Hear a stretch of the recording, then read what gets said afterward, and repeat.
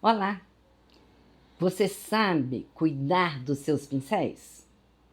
Se você não sabe, eu vou te dar uma dica hoje de como cuidar dos seus pincéis de maquiagem. Eu falo de uma semana importante para o futuro do mundo, esta que acaba hoje. Você está no canal Vida que Segue Somos Assim. Compartilhe esse vídeo, fique conosco. Se gostar, deixe seu like e deixe seus comentários. O pincel é um instrumento que a gente usa desde sempre. Desde criancinha, você usa o pincel para pintar seu papel ali. Se a tinta for à base de água, que é o caso das crianças, né, tintas à base de água, é fácil, porque é só limpar debaixo da água mesmo, ou uma vasilhinha de água, você ali limpa com um paninho, tranquilo. Se a tinta usada é uma tinta à base de óleo, aí já complica um pouco mais, porque vai precisar de um solvente para poder tirar o óleo do pincel. Mas o pincel tem sempre que ser limpo para poder ser reutilizado. O mesmo acontece com os pincéis de maquiagem. Se você for um profissional da maquiagem, aí você tem que limpar a cada vez que usar, porque você vai usar em pessoas diferentes. Se não, se for uma mera mortal que vai usar os pincéis para se maquiar, não precisa de tanto esmero, tanto cuidado. Você pode limpar eventualmente. Não precisa deixar tempo demais, mas é bom limpar com uma certa frequência. E agora eu vou te mostrar como que eu faço para limpar os meus pincéis. Se você tiver alguma dica de como limpar diferente desta que eu falei, por favor, deixe nos comentários. A gente não precisa ter tantos pincéis igual eu tenho. Claro, se eu fosse um profissional da maquiagem, eu precisaria, mas não é o caso. Mas hoje eu vou lavar os pincéis. Todos os pincéis precisam ser lavados de tempos em tempos. O que eu acho que precisa ser lavado com mais frequência são esses dois aqui que são de base. Então, eu vou ensinar agora como eu faço para lavar os meus pincéis. Qualquer detergente ou sabonete líquido, eu vou molhar aqui, ó. Você tá vendo? Mas o importante é esfregar bastante na sua mão. Normalmente eu faço isso no banheiro, que aí eu vou enxaguando. Mas aqui, para poder gravar, fica mais fácil aqui. Eu já enxaguei, mas ele ainda tá bem sujo. Então, mais detergente. Ó, tá vendo? Vai saindo aqui, ó. Olha a sujeira que vai saindo. Esse aqui eu fiquei muito tempo sem limpar, então ele tá bem sujo, eu vou ter que fazer isso umas 5 vezes. Mas é esse o processo para limpar qualquer pincel. Mais detergente. Esfrega. Enxágua. Tá bom. Agora eu vou pôr aqui, ó. Tá vendo? Agora tá limpinho. Então eu tiro o excesso e ponho para secar numa superfície onde as cerdas vão ficar assim, na horizontal, sem encostar em nada. Demora um pouco para secar, normalmente de um dia para o outro, mas fica ótimo. Se você for uma pessoa mais cuidadosa do que eu, e lavar uma vez por mês, por exemplo, seus pincéis, você não precisa ter tanto trabalho, rapidamente vai sair tudo. Mas o meu já tinha mais de ano que eu não limpava, então eu precisei de 5 vezes para poder ficar bom.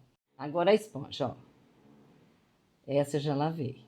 Vamos ver, faço isso. Põe na água com detergente e deixo. Deixo um tempo para ela ficar, pegar bastante e infiltrar nela. Aí você vai apertando e vai fazendo isso até sair toda a sujeira. Depois você enxágua bem. Se precisar, você faz novamente, se não tiver saído tudo. É isso, com a esponjinha é isso. É parecido com o processo do pincel.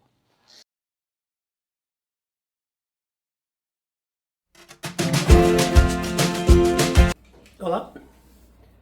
Em 2001, o jornalista britânico, economista britânico, Jim O'Neill, ele criou a expressão BRIC.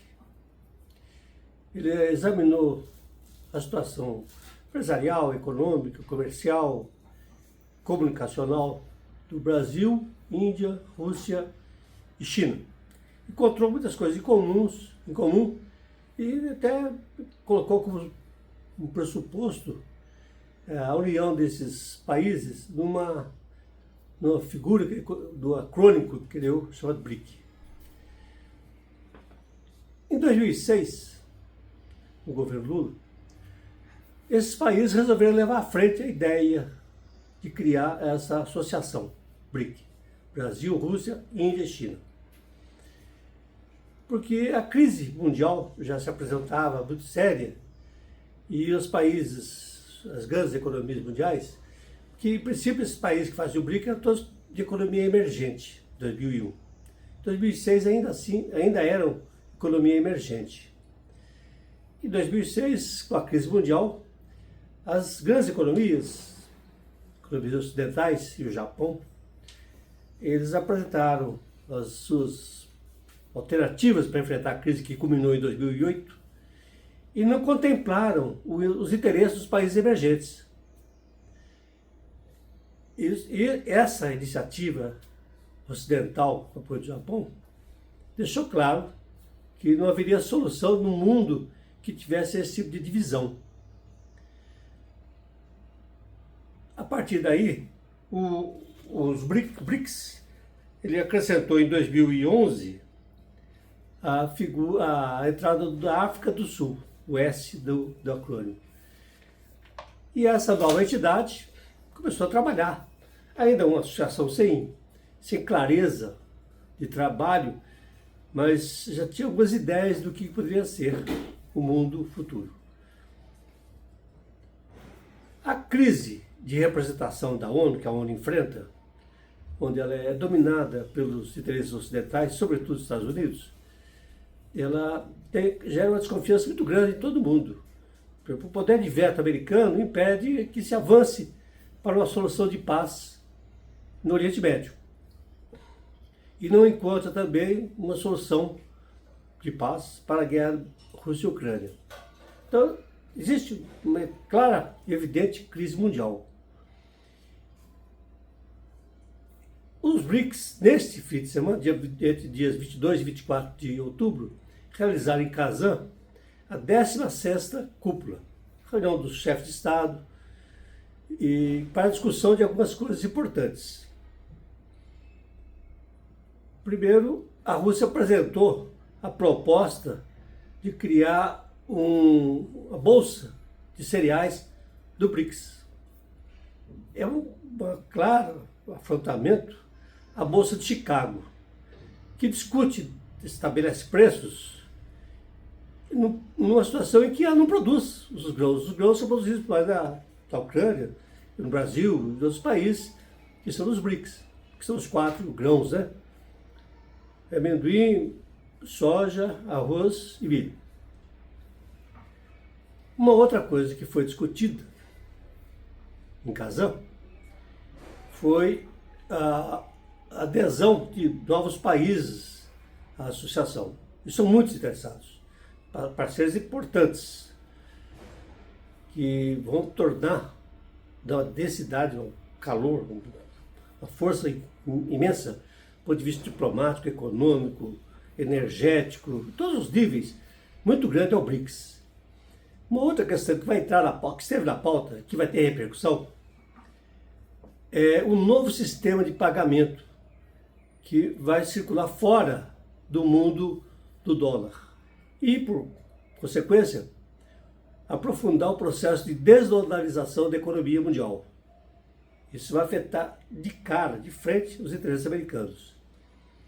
Ou seja, essa reunião em Kazan vai ter reflexos a curto, médio e longo prazo. É um mundo em movimento, um mundo em mudança. E as mudanças serão rápidas.